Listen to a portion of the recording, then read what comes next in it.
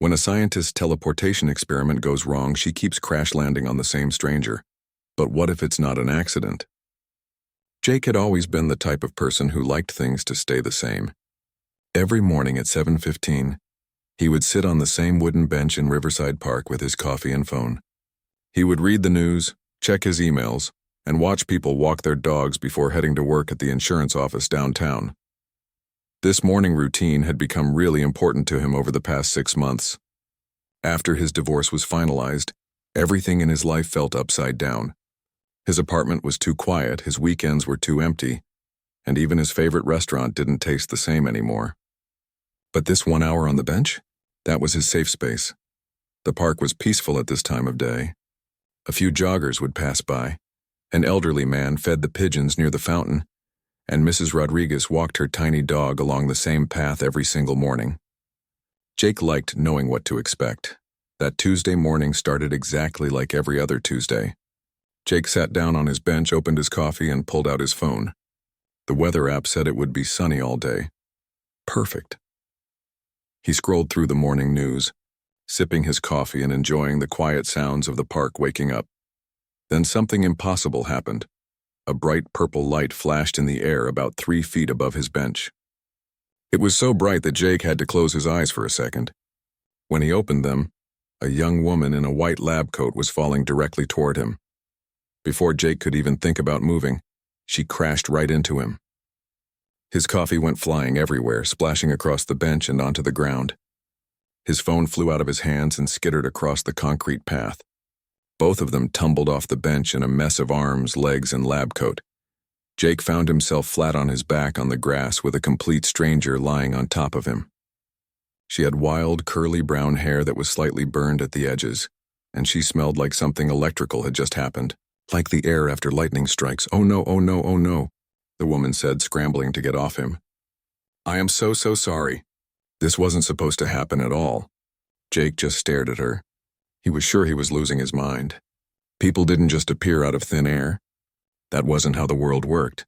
Maybe the stress of the divorce was finally getting to him. Maybe he was having some kind of breakdown. "Did you just—" he started to say, then stopped.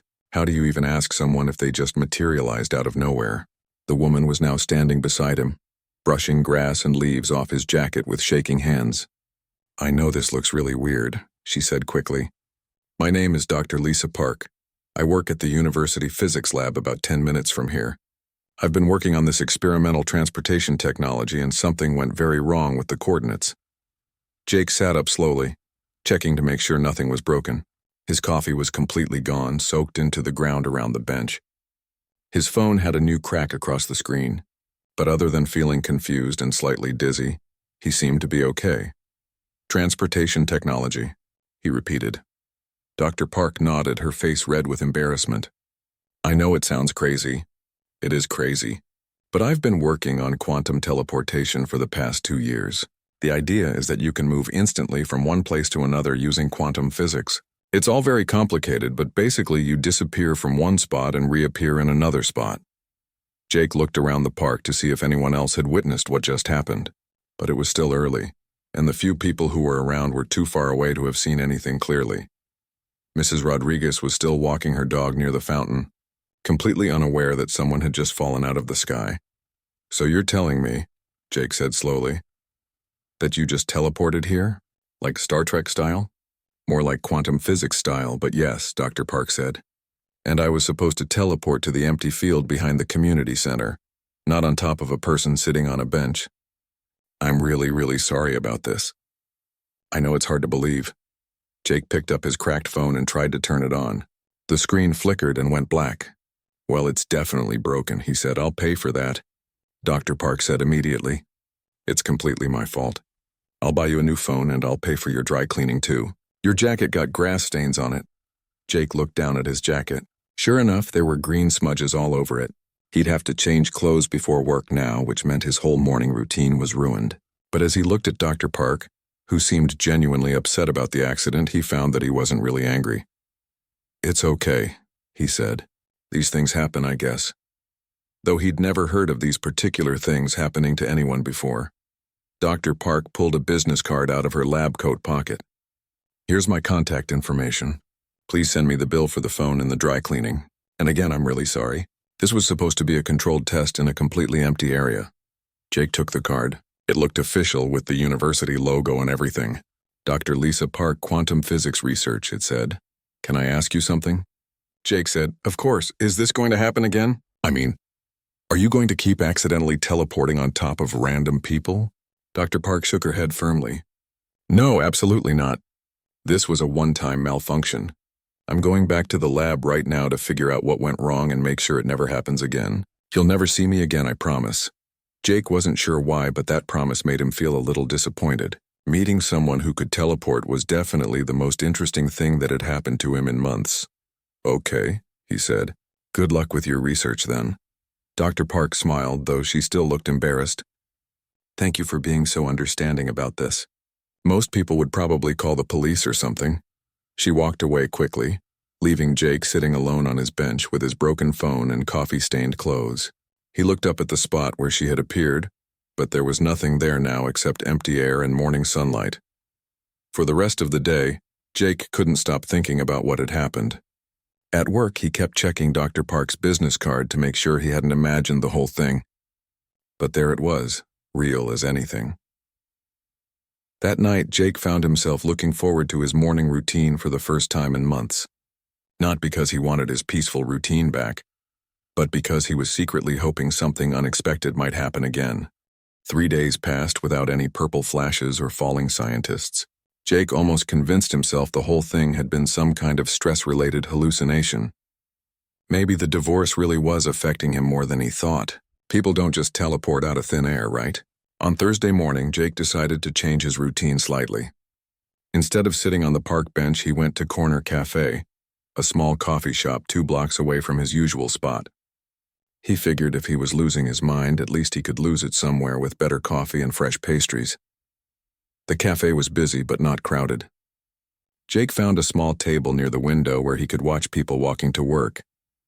He ordered his usual black coffee and a blueberry muffin, then sat down with his new phone to catch up on emails. He was halfway through reading a message from his boss when it happened again. The same bright purple flash filled the cafe, but this time it appeared right above his table.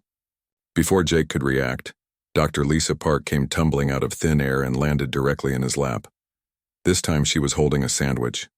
The sandwich exploded on impact. Turkey, lettuce, tomatoes, and mustard went flying in every direction. Most of it ended up smeared across Jake's shirt and face. A piece of bread landed on the table of a woman sitting nearby, who stared in complete shock. You have got to be kidding me, Jake said, picking lettuce out of his hair while Dr. Park scrambled to get off his lap for the second time that week. Oh my goodness, I'm so sorry, Dr. Park said, looking absolutely horrified. She was still wearing a lab coat, but this one had scorch marks on the sleeves. I have no idea why this happened again. The teleportation device should be completely random in where it takes me. The entire cafe was staring at them now. Jake could feel his face turning red as he tried to wipe mustard off his shirt with a napkin. Random? Jake whispered, trying not to draw more attention. Then why did you land on me again? I honestly don't know, Dr. Park whispered back. This should be impossible. The quantum calculations show that the probability of teleporting to the same person twice is basically 0. A barista came over to their table. Is everything okay here? Do you folks need some help cleaning up? Yes, everything's fine, Dr. Park said quickly. Just a little accident with lunch. We'll clean this up right away. After they managed to clean most of the sandwich off Jake and the surrounding area, Dr. Park insisted on buying him a new shirt from the clothing store next door. They walked there in awkward silence, both trying to process what had just happened. This is really strange, Dr. Park said as they looked through the shirts. I ran every test possible on my equipment after Tuesday. Everything checked out perfectly. There's no scientific reason why I should keep appearing near you. Jake picked out a simple blue shirt that looked similar to the one that was now covered in sandwich ingredients. Maybe your machine is broken? That's what I thought too, but I've gone through every component. The quantum field generator is working exactly as designed. It should create completely random exit points within a 5-mile radius of the lab. Over the next 2 weeks, it happened 5 more times. The third incident occurred while Jake was grocery shopping on Saturday morning. He was in the cereal aisle comparing prices on cornflakes when Dr. Park materialized upside down and crashed into his shopping cart. Boxes of cereal went flying everywhere, and they both ended up sitting on the floor surrounded by scattered Cheerios.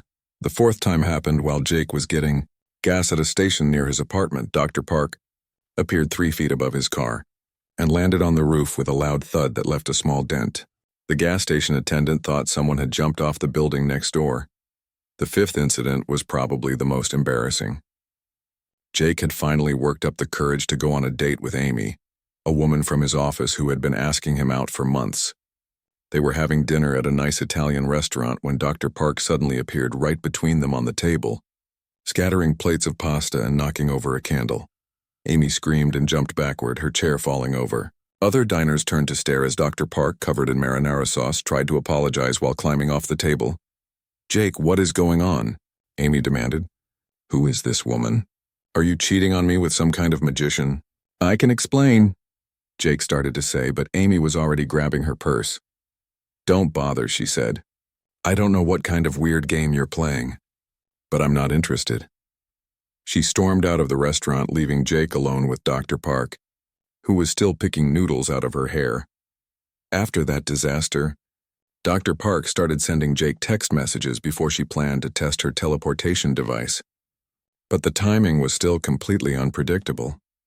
Sometimes she would text him at 9 in the morning saying she was about to test it, and then nothing would happen until 3 in the afternoon, when she would suddenly appear while he was in a meeting with his boss. Jake found himself constantly on edge, never knowing when a purple flash might disrupt whatever he was doing.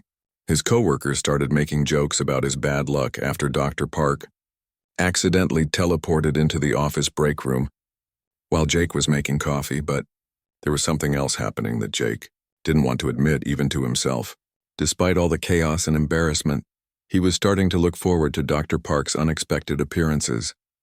She always seemed genuinely sorry about the disruption, and she had a way of making even the most awkward situations seem almost funny afterward. During their brief conversations while cleaning up whatever mess her arrival had caused, Jake learned that Dr. Park was passionate about her research, loved old science fiction movies, and had a terrible habit of forgetting to eat regular meals because she got so focused on her work. One evening, after Dr. Park had materialized in his apartment hallway while he was bringing in groceries, Jake made a decision. As they picked up scattered apples and soup cans, he said, "Maybe we should work together to figure this out." Dr. Park looked up at him, surprised. "Really, you'd want to help? Even after all the trouble I've caused?" Jake smiled, realizing that his boring routine life had become a lot more interesting since she started falling into it. "Yeah," he said. "I think I would." The university physics building looked like something from a science fiction movie. Jake had never been inside a real research lab before, and he was amazed by all the strange equipment humming and blinking around him.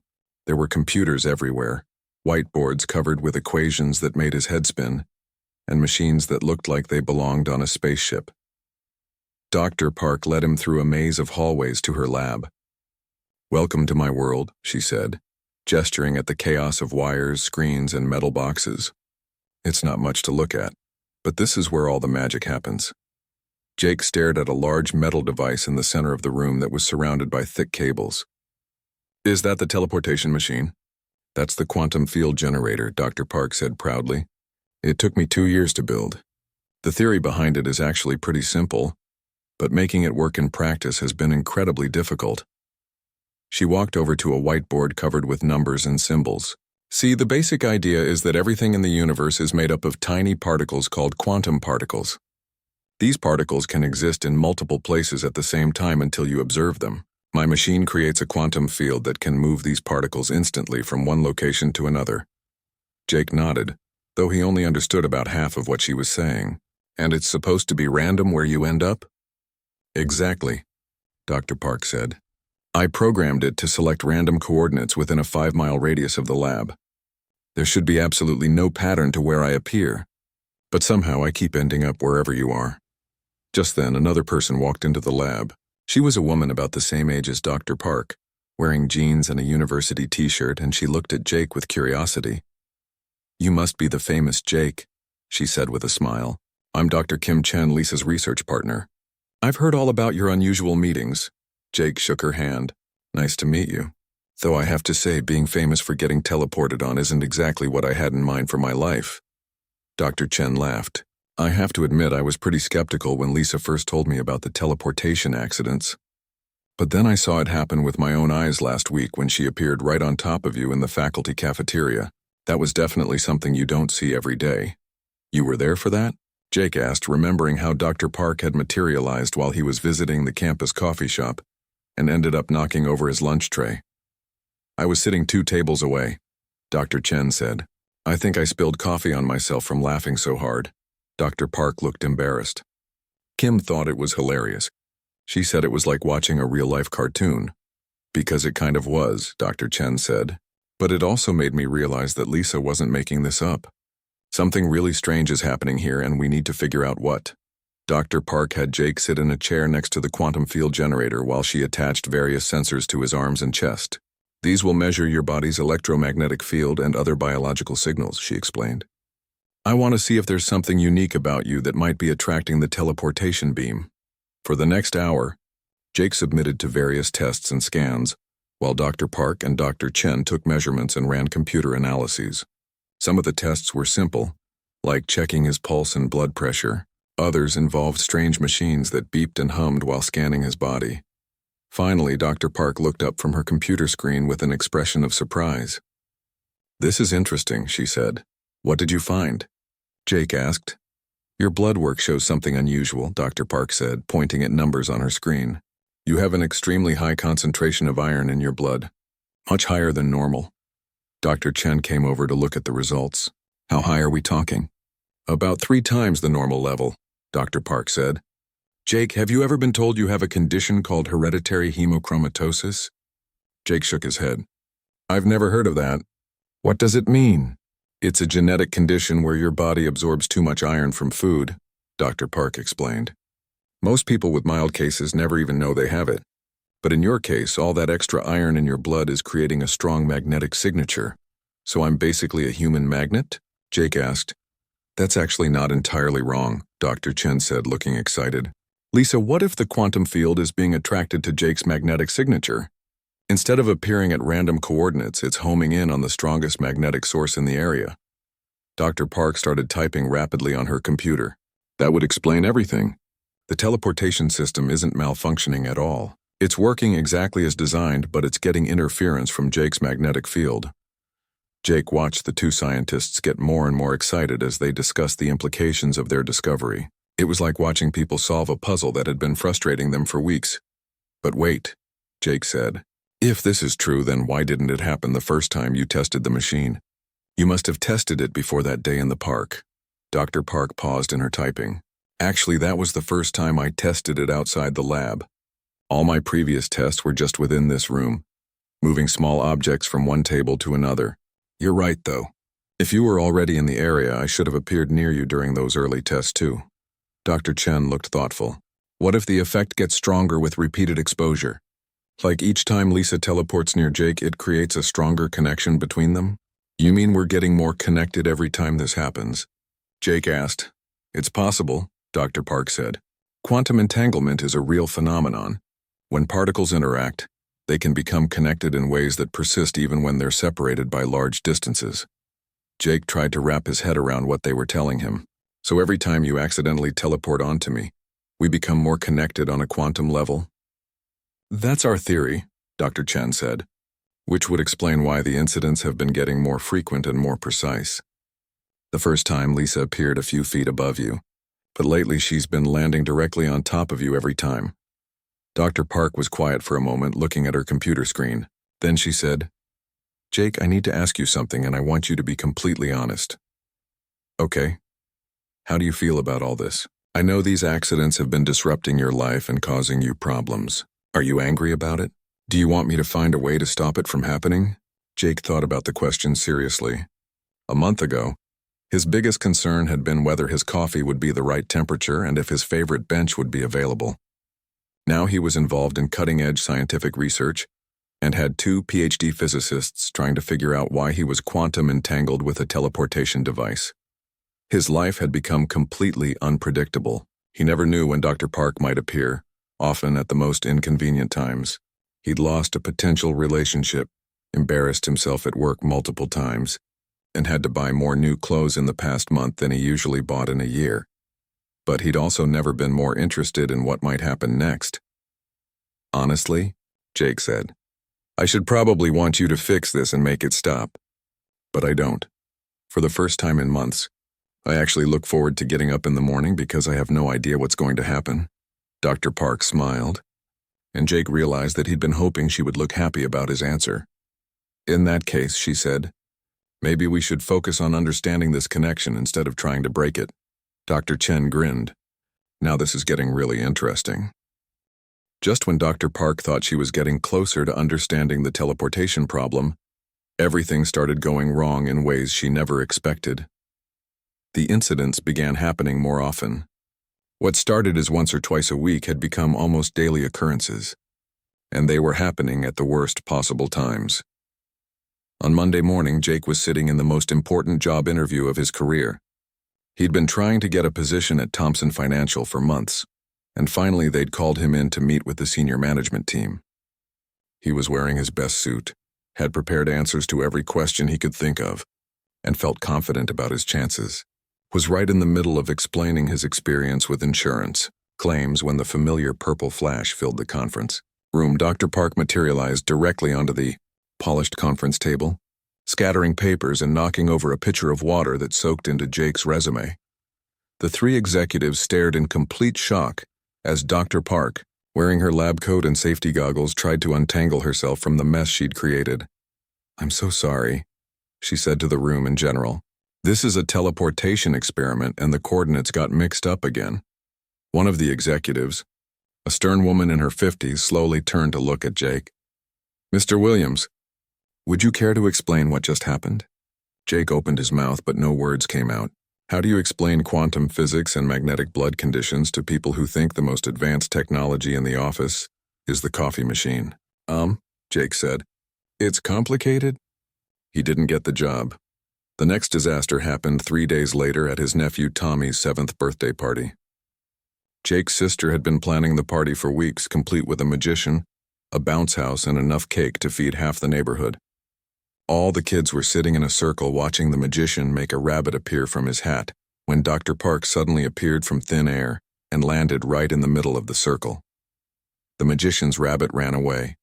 Half the kids started crying. The other half thought it was the best magic trick they'd ever seen and started demanding that Dr. Park do it again. "Wow, Uncle Jake," Tommy shouted. "Your friend is a better magician than the real magician. Can she make my bike appear next?" Jake's sister pulled him aside while Dr. Park tried to calm down the confused children. "Jake, what is going on? Who is this woman and how did she just appear out of nowhere?" "It's a long story," Jake said. "I have time," his sister replied, crossing her arms. But the absolute worst incident happened the following week at Riverside Shopping Center. Jake was doing his weekly grocery shopping, trying to pick up the basics without any drama, when Dr. Park teleported directly onto him while he was standing in the personal care aisle. They crashed into a display of products, sending boxes and bottles flying everywhere. As they tried to get up and clean up the mess, Jake realized with horror exactly which aisle they were in. Every product around them was related to women's health and hygiene. Other shoppers were staring and pointing as Jake, red-faced and mortified, helped Dr. Park pick up scattered items while trying to explain to a confused store manager that, no, they weren't trying to steal anything. And yes, the woman had literally fallen from the sky. But the real problem started when the university found out what was happening. Dr. Park had been trying to keep her teleportation experiments quiet while she worked out the technical issues. But when she accidentally teleported into a faculty meeting, landing squarely on Jake, who happened to be getting coffee at the campus cafe directly below the conference room, word got out fast. Dr. Harrison, the head of the physics department, was not amused. He called Dr. Park into his office the next morning, and Jake could hear the shouting from the hallway where he was waiting. "Unauthorized experiments, safety violations, public endangerment." Dr. Harrison's voice carried through the closed door. "Dr. Park, you are suspended from all research activities immediately. Your project is terminated, and the prototype device is being confiscated pending a full investigation." When Dr. Park came out of the office 20 minutes later, She looked like she'd been hit by a truck. Her eyes were red, and she was carrying a box with her personal belongings. They took everything, she told Jake quietly.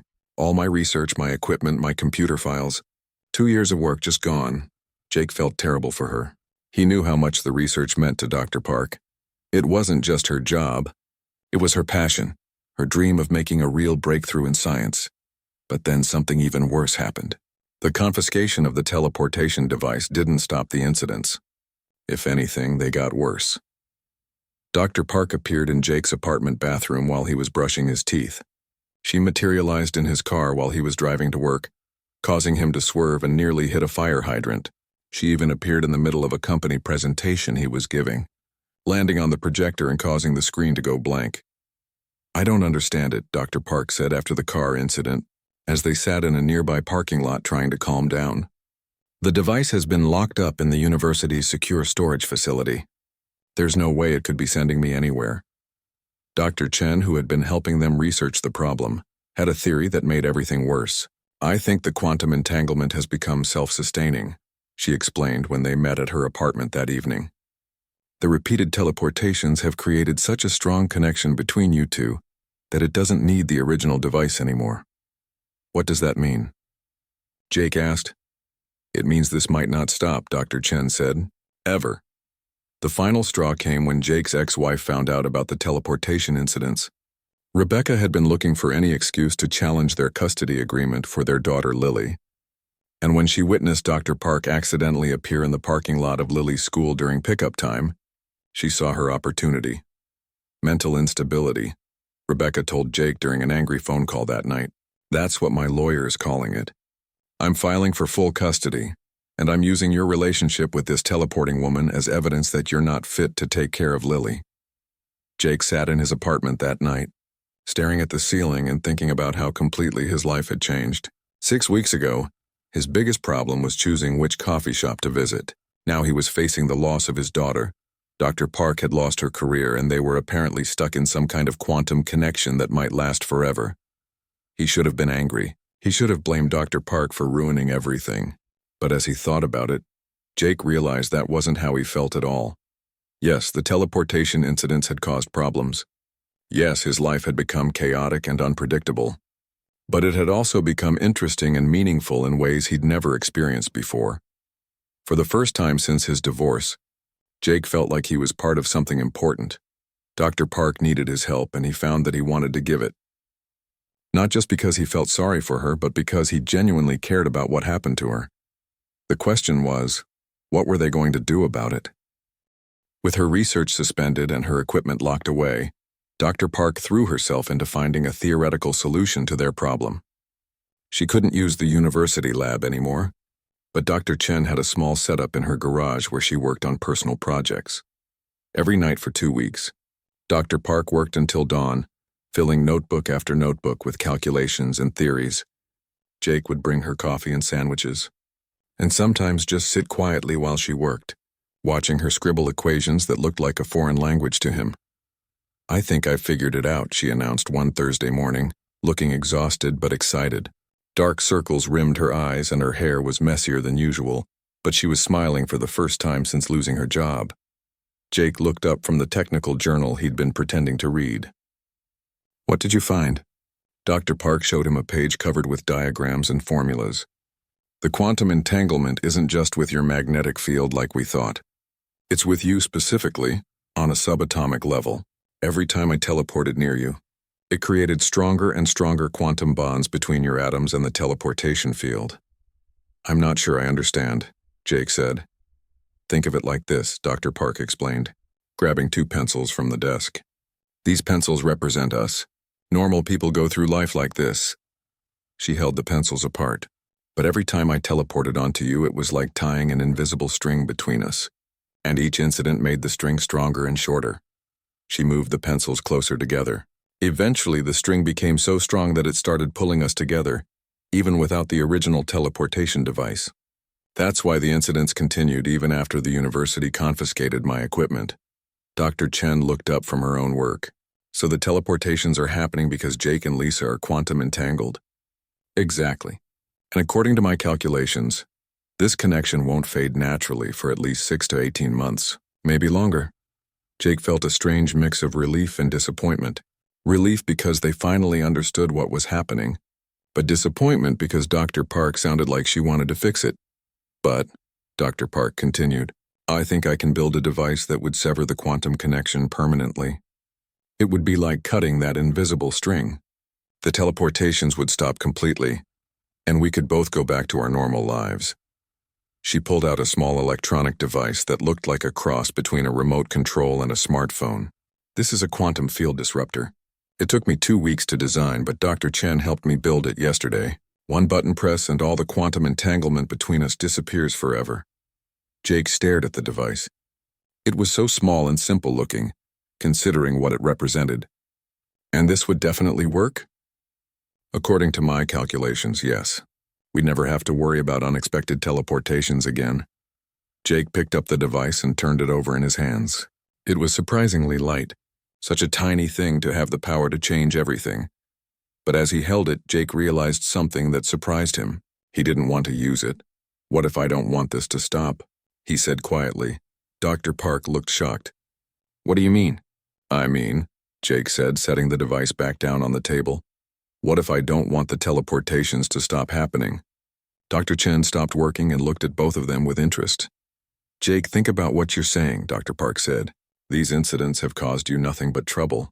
You lost a job opportunity, embarrassed yourself in front of your family, and your ex-wife is using this against you in court. Why would you want it to continue? Jake stood up and walked to the window. Outside, people were walking to work, following their predictable routines, living their safe and ordinary lives. A month ago, that had been him. Because, he said, turning back to face her, for the first time in years, I feel like my life matters. Before I met you, I was just going through the motions. Wake up, sit on the same bench, go to work, come home, watch TV, go to sleep. Every day exactly the same. Dr. Park was listening intently. But now, Jake continued, I never know what's going to happen. I wake up excited because I might be part of something amazing. Yes, it's chaotic. Yes, it's caused problems, but it's also made me feel alive again. But what about your daughter? What about the custody case? Jake smiled. Actually, I think I have a plan for that. The next day was Lily's school science fair, and Jake had volunteered to help set up the exhibits. He was arranging a display about volcanoes when he felt the familiar tingle in the air that meant Dr. Park was about to appear. The purple flash was brighter than usual, and Dr. Park materialized directly onto the volcano project Jake was holding. The baking soda and vinegar erupted on impact, covering both of them in white foam and causing several nearby kids to cheer and applaud. Dad, Lily called out, running over to them. That was amazing. Did your friend just teleport here? Jake looked at his 8-year-old daughter, who was staring at Dr. Park with complete fascination instead of fear or confusion. Lily, this is Dr. Park, Jake said, helping to clean foam off both of them. She's a scientist who studies quantum physics. Quantum physics, Lily said excitedly. We learned about that in school. It's about tiny particles that can be in 2 places at once, right? Dr. Park smiled, apparently charmed by Lily's enthusiasm. That's exactly right. And your dad has been helping me with a very important experiment. Can you teach me how to teleport? Lily asked. Well, it's very complicated and requires a lot of math, Dr. Park said. But maybe I could show you some simpler science experiments sometime. Jake watched his daughter's face light up with excitement, and he realized that maybe the teleportations weren't just bringing chaos into his life. Maybe they were bringing exactly what both he and Lily needed. 6 months later, Dr. Park's research had been reinstated after the university realized the potential applications of her accidental discovery. She could now control the teleportations partially, though she still occasionally ended up on top of Jake at unexpected moments. Jake had found a new job at a company that actually appreciated his unique problem-solving skills and ability to stay calm under pressure. And the custody case had been dropped after Rebecca met Dr. Park and realized that having a quantum physicist in Lily's life was actually a positive thing. It was a Thursday morning, and Jake was sitting on his old bench in Riverside Park reading the news on his phone. But this time he wasn't alone. Dr. Park was sitting beside him, working on calculations in a notebook while drinking coffee. You know, Jake said, I never did thank you properly for crashing into my life. Dr. Park looked up from her equations. Are you sure about that? I seem to remember causing you quite a bit of trouble. The best kind of trouble, Jake said. Just then, Dr. Park's phone buzzed with a text message. She read it and grinned. Dr. Chen wants to know if we want to help her test a new time travel theory this weekend. Jake laughed. Time travel? What could possibly go wrong with that? Dr. Park stood up and brushed off her lab coat. With our luck? Probably everything. Sounds perfect, Jake said, taking her hand. As they walked away from the bench together, Jake couldn't help but smile. His life had become completely unpredictable, wonderfully chaotic and absolutely perfect. Sometimes the best things really did fall right out of the sky and land on top of you. And if he was very lucky, they'd keep doing it for a very long time.